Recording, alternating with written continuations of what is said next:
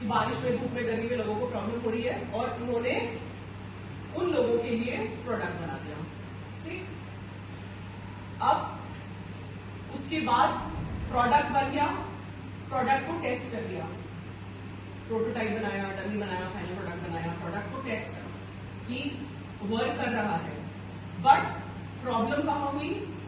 Final launch करा, customers, अब obviously आप कस्टमर को लिमिट तो नहीं कर सकते ना कि आपको इतने किलोमीटर चलाना है, क्योंकि वो बाइक का रिप्लेसमेंट था, बाइक इज अज्यूम्ड कि हम बहुत लॉन्ग डिस्टेंस नहीं चलाएंगे, तो उसका जो इंजन रखा था उसी हिसाब से रखा था।